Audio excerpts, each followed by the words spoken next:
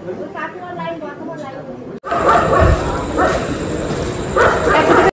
দেখুন ট্রেনটা ঢুকছে এখন।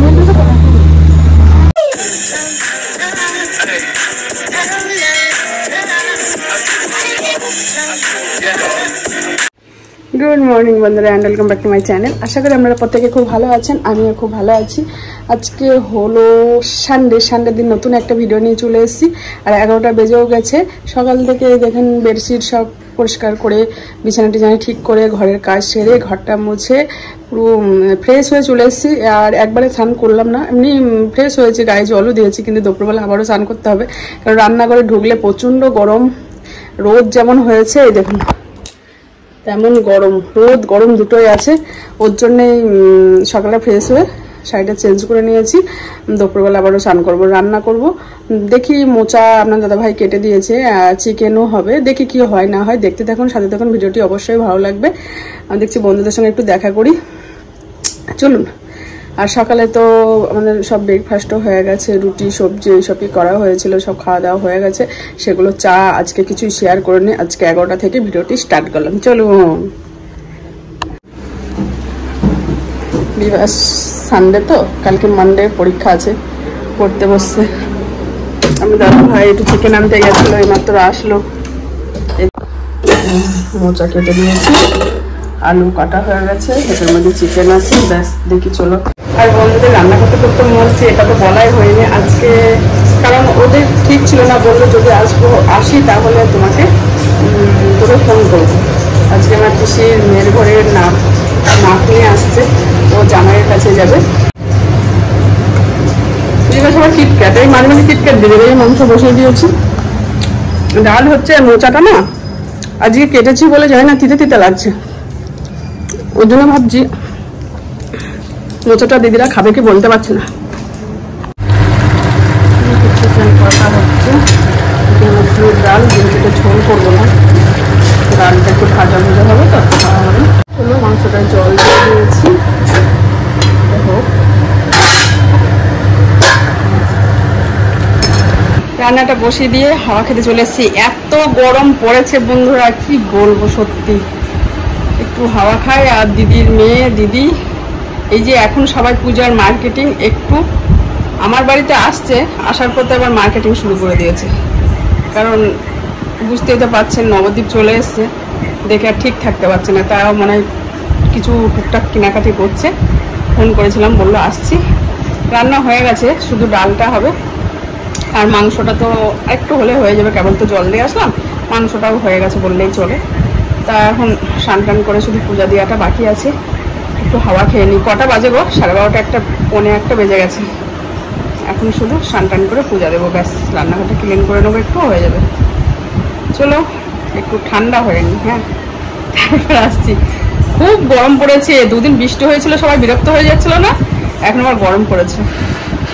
মানে শপিং করবে কি করে সেটাই ভাবছি। চলুন, হ্যাঁ, পরে আসছি। 1:15 বেজে গেল, এখন আসছে না কেন? কি রোদ, বিশাল রোদ, গরম গরম বলতো।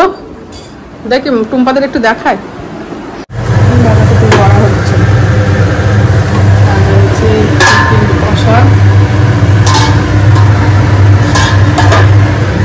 ডাল হয়েছে, মসুরি ডাল,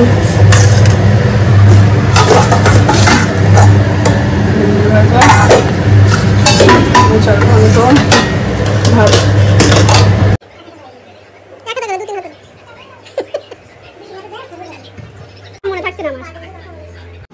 গুড ইভিনিং, এখন 6:05 বাজে। সন্ধ্যা দেওয়া হয়েছে। আর এই যে রান্না টান্না করে খাওয়া দাওয়া করে একবার স্নান করে নিয়েছি। খাওয়া দাওয়া করে আবার একবার স্নান করতে হয়েছে, প্রচণ্ড গরম, খুব গরম, খুব। তারপরে শাড়িটা চেঞ্জ করে নিয়েছিলাম, একটু ঘুম এসেছিলো, ঘুমিয়ে নিয়েছিলাম। তা দিদিরা সব ঘুমিয়েছিল, ওরা সবাই বসে আছে। আমি সন্ধ্যা দিলাম।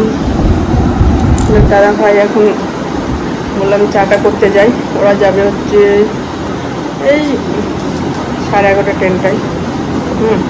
চলো, চা হয়ে আছে 6 কাপ। কে করলো? আমি।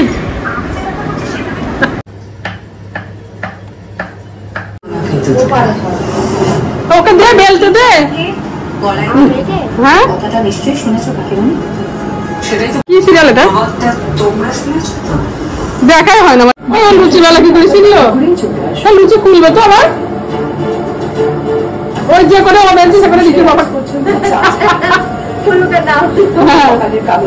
টাকা টাকা তো হাই করতো চুলের জন্য দেখতে পাচ্ছি। আমার দিদির মেয়ে যেহেতু জামাইয়ের কাছে, জামাই যেখানে থাকে ওই জায়গায় যাবে, ওর জন্য তাড়াতাড়ি করে 11টা 11:30 ট্রেনটা আছে, এই 11:50 ট্রেনটা ঢুকবে বলছে। দেখা যাক, তার আগে পটল ভাজা, আলু ভাজা, মাংস কষা, ভাত এগুলো সব করে নেব, কারণ কিছু নিয়েও যাবে, খেয়েও যাবে, আর লুচিটা নিয়ে যাবে। তা মাংসটা বসিয়ে দেবো। আর দিদির মেয়ে মাংসটা খুব সুন্দর করে ধুয়ে দিয়েছে, লুচি করাও হয়ে গেছে, এখন শুধু দিলেই হবে। ঠান্ডা করতে দিয়েছে। আর এদিকে কাকার বাবা এসছে, ওর জন্য কাকা বাবাকে লুচি, মিষ্টি, একটু চিকেন কষা এসব দিলাম, ওরা খাচ্ছে। ততক্ষণে আমি ভাতগুলো সব ঠান্ডা করতে দিয়েছিলাম, ভাত লুচি এগুলো সব প্যাক করে দেবো। রান্না টান্না করে ওদের খেতে দিয়ে টিফিন রেডি করে দিয়েছি, ওদের লুচি ভাতও দিয়ে দিয়েছি। এসিতে যাবে বললাম সকালবেলা দুটো ভাত খেয়ে নিবি, সব রেডি করে দিয়েছি, প্যাক করে নিয়েছে ওরা। আর আমিও এই শাড়িটা পরে নিলাম। এই শাড়ির ব্লাউজটা আর খুঁজে পাচ্ছি না তাড়াতাড়ি করে, ওর জন্য এই ব্লাউজটাই পরে নিলাম। চলো ওদের একটু, চলো। আর টোটোয় যাচ্ছি না, ট্রেনেই যাচ্ছি। হ্যাঁ, এখান থেকে ট্রেনটা না, এক্সপ্রেস ট্রেন দাঁড়াবে না বিষ্ণুপ্রিয়াতে, ওখান থেকে চাপবে। চলো, ওরাও রেডি হয়ে গেছে, কাকাও চলে যাচ্ছে। এই ব্যাগ ফোন নিয়েছিস ঠিকঠাক?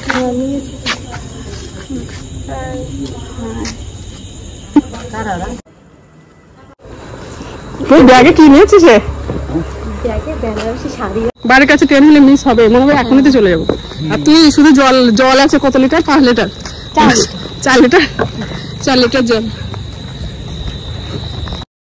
10:42 একটা ট্রেন ছিল, ওই ট্রেনটাই যাবো ভাবলাম, পরের স্টেশনটা, কারণ এই স্টেশনটা ট্রেনটা দাঁড়াবে না। কিন্তু ট্রেনটা মিস করে গেলাম কিছুক্ষণের জন্য। বাড়ির কাছে ট্রেন হলে এই অবস্থায় হয়, তাই টোটোয় আসতে হলো, চলে এসছি, এখন বসে থাকতে হবে অনেকটা। আমরা চলে যাই।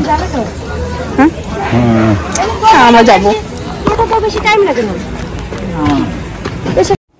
দিদির মেয়েকে বলছি আমারও চলে যেতে ইচ্ছা করছে, চল তোর সঙ্গে আমি চলে যাই। ও বলছে ঠিক আছে চলো, সবাই একসঙ্গেই চলে যাই আমরা। এইসব আলোচনা হচ্ছে।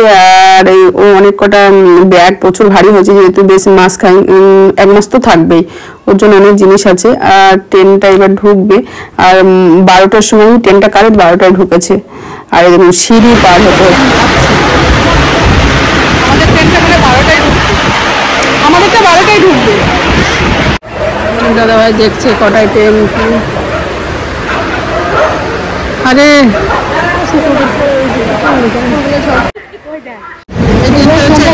এটা হাটে বাজারের ট্রেন না?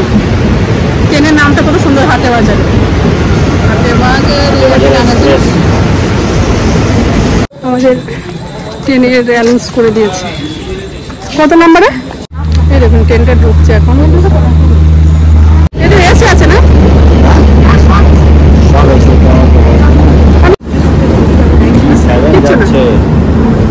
অনেক ভোগী বলে